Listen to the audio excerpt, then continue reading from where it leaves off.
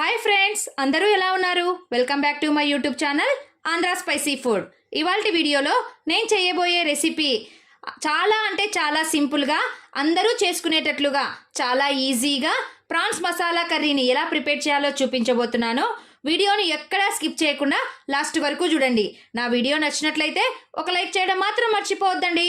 ఇంకా ఎవరైనా నా ఛానల్ను సబ్స్క్రైబ్ చేసుకొని వాళ్ళు ఉంటే తప్పకుండా సబ్స్క్రైబ్ చేసుకోండి. ఇక లేట్ ఎందుకు, ప్రాన్స్ మసాలా కర్రీ ఎలా ప్రిపేర్ చేయాలో చూద్దాం రండి. ఇక్కడ నేను 1/2 కిలో రొయ్యలను తీసుకున్నానండి, ప్రాన్స్ని తీసుకున్నాను.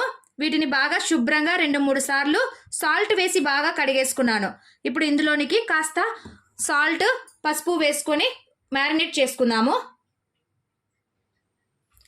లైట్గా పసుపు వేసేసుకుంటున్నాను, అలాగే కొద్దిగా సాల్ట్ వేసేసుకొని బాగా కలిపేసి ఒక 10 to 15 మినిట్స్ వీటిని అలాగే ఉంచేసుకుందామండి.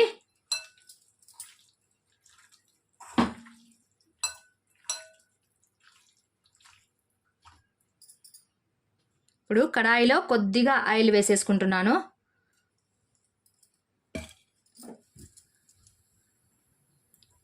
మినిట్స్ తర్వాత మనము కలిపి పెట్టుకున్నటువంటి ఈ ప్రాన్స్ను ఇందులోనికి వేసేసి ఫ్రై చేసుకోవాలి.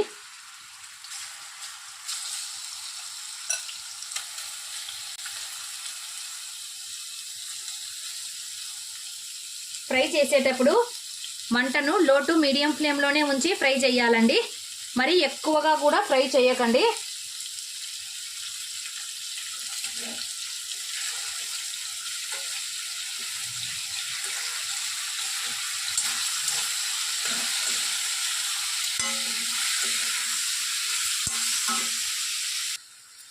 చూడండి, కాస్త హీట్ అవుతూనే ఎలా చేంజ్ అయిపోయాయో, ఎంత రౌండ్గా వచ్చేసాయో కదా. మనం వీటిని ఎంత ఎక్కువసేపు ఫ్రై చేస్తే ఇవి అంత గట్టిగా మారిపోతూ ఉంటాయండి. వీటిలో ఉన్నటువంటి వాటర్ కాస్త డ్రై అయ్యేంత వరకు మాత్రమే వీటిని ఫ్రై చేసుకోవాలి. వీటిలో ఉన్నటువంటి వాటర్ అంతా డ్రై అయిపోతే చాలండి. చూడండి, వాటర్ అంతా డ్రై అయిపోయి ఆయిల్ ఎలా కిందికి తేలిందో. ఇప్పుడు వీటిని ఒక ప్లేట్లోనికి తీసేసుకుందాము.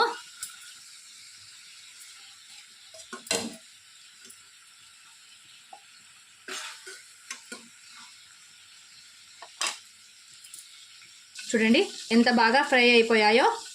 ఇప్పుడు మిగిలినటువంటి ఆయిల్లో నేను కట్ చేసి పెట్టుకున్నటువంటి 2 మీడియం సైజ్ ఆనియన్స్ని వేసేసుకుంటున్నాను.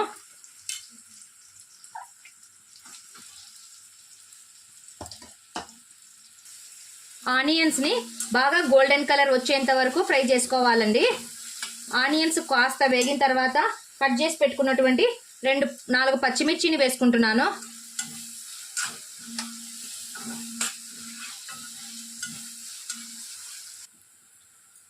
ఆనియన్స్ కాస్త గోల్డెన్ కలర్లోనికి చేంజ్ అయిన తర్వాత ఇక్కడ నేను 1 స్పూన్ అల్లం వెల్లుల్లి పేస్ట్ని వేసేసుకుంటున్నాను.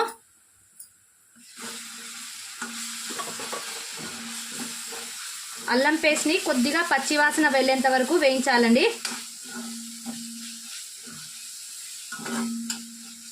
ఇప్పుడు కట్ చేసిన పెట్టుకున్నటువంటి 2 మీడియం సైజ్ టమోటాని వేసేసి గ్రేవీలా వచ్చే వరకు వీటిని సిమ్లోనే ఉడికించాలి.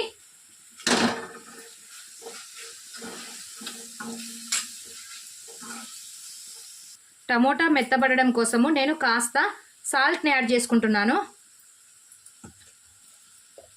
వీటితో పాటు కొద్దిగా 1 స్పూన్ మిర్చి పౌడర్ని వేసుకోవాలి.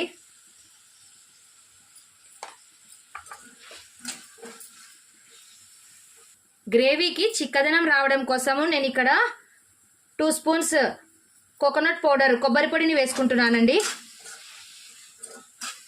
చూడండి, టమోటా చాలా మెత్తబడిపోయింది కదా. టమోటా బాగా మెత్తబడిన తర్వాత మనం ఫ్రై చేసి పెట్టుకున్నటువంటి రొయ్యలను ఇందులోనికి వేసేసుకోవాలి. ప్రాన్స్ వేసిన తర్వాత ఒక 5 మినిట్స్ ఇందులోనికి వాటర్ యాడ్ చేయకూడదండి. మసాలా అంతా ప్రాన్స్కి బాగా పట్టాలి కదా. ఇప్పుడు మంటను మీడియం టు లో ఫ్లేమ్లోనే పెట్టి వీటిని ఉడికించుకోవాలండి. ఇప్పుడు ఒక ప్లేట్ని మూసేసి ఒక 2 or 3 మినిట్స్ సిమ్లోనే మగ్గనిద్దాము. ఒక 2 మినిట్స్ తర్వాత ప్లేట్ని ఓపెన్ చేసేసి 1 స్పూన్ ధనియాల పొడిని వేసేసుకొని మళ్ళీ ఒక 2 మినిట్స్ వీటిని సిమ్లోనే ఉడికించుకోవాలి. అప్పుడే మసాలా బాగా పడుతుందండి.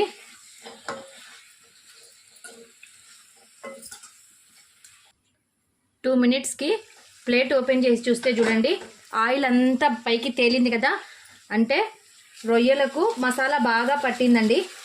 ఇప్పుడు మనకు గ్రేవీకి ఎంత కావాలో అంత చూసుకొని వాటర్ని పోసేసుకోవాలి.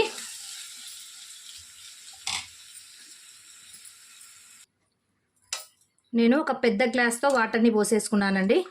ఇప్పుడు ఒక 5 మినిట్స్ దీన్ని బాగా మీడియం ఫ్లేమ్లోనే పెట్టి ఉడికించేద్దాము.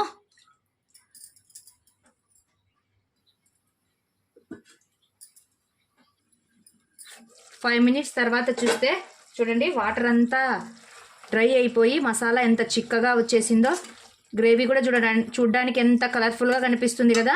ఇప్పుడు కొద్దిగా ఫ్రెష్ కొత్తిమీరని వేసి ఒక్కసారి కలిపేసి స్టవ్ ఆఫ్ చేసుకోవడమేనండి. ఎంతో టేస్టీగా ఉండే రొయ్యల కర్రీ ప్రిపేర్ అయిపోయినట్లేనండి. చూడండి ఎంత బాగా వచ్చేసిందో.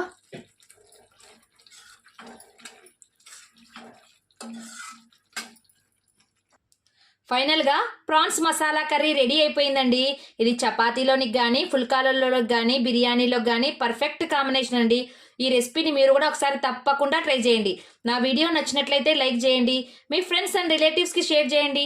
మరిన్ని సింపుల్ అండ్ టేస్టీ రెసిపీస్ కోసం నా ఛానల్ను సబ్స్క్రైబ్ చేసుకోవడం మాత్రం మర్చిపోవద్దండి. Thank you for watching. Take care. Bye.